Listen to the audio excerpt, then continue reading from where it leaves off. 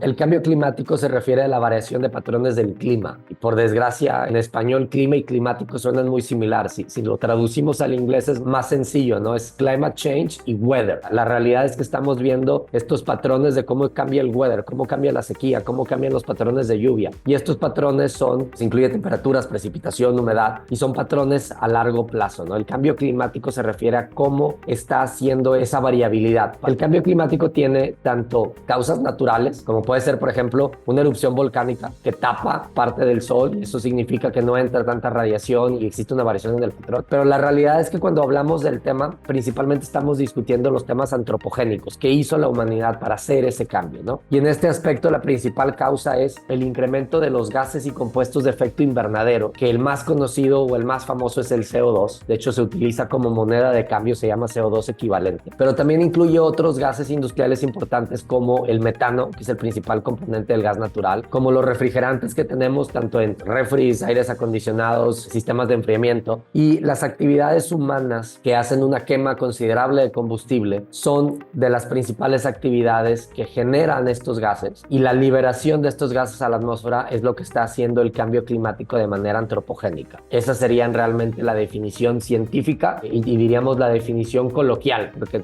generalmente cuando hablamos del cambio climático hablamos más del tema coloquial que realmente de la ciencia, pero hay que saber diferenciar uno y el otro. El cambio climático a nivel negocio también genera oportunidades y oportunidades importantes. Ahora, vamos a empezar con, llamémosle la parte que más comúnmente se discute, que son los riesgos. En este aspecto, los riesgos del cambio climático se dividen en dos grandes categorías. Se le llama riesgos físicos y riesgos de transición. El riesgo físico podemos pensar, como lo que dijimos en el ejemplo original, es el cambio de pasar de una sequía o tener una sequía a de repente estar inundados. Las olas de calor, todas estas inundaciones, todo esto que vemos en las noticias es parte del riesgo físico. ¿Qué impactos tiene? Pues tenemos muertes por deshidratación, tenemos problemas con la fuerza laboral, necesitan mayores descansos, tenemos problemas con infraestructura porque resulta que ahora que las carreteras se resquebrajan o por el calor o las carreteras desaparecen enteramente por las inundaciones. Entonces esos riesgos existen. Ahora, existen los riesgos de transición. El riesgo de transición se puede entender como cualquier riesgo que exista durante la migración de una economía de carbono neutro o net zero, como generalmente se le conoce. ¿Qué ejemplos podemos tener ahí?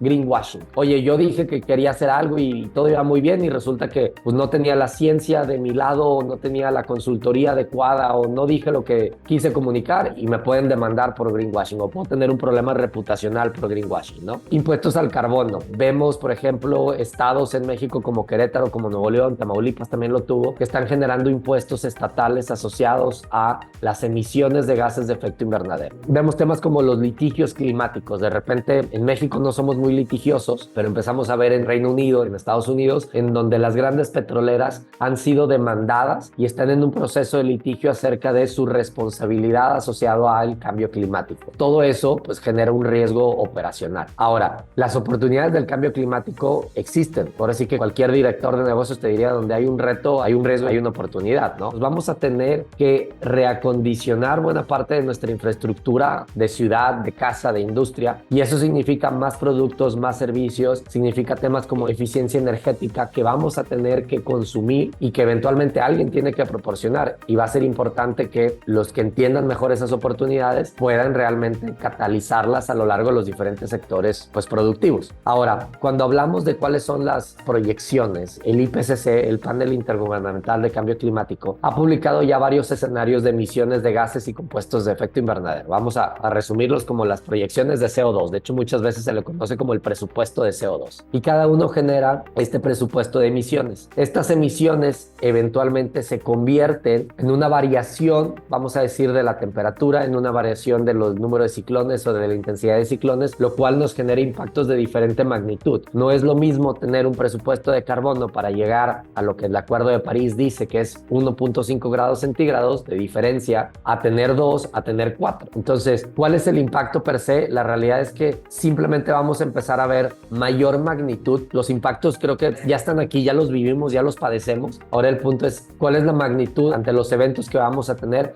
y eso va a ir incrementando conforme el presupuesto de emisiones cada vez se incrementa.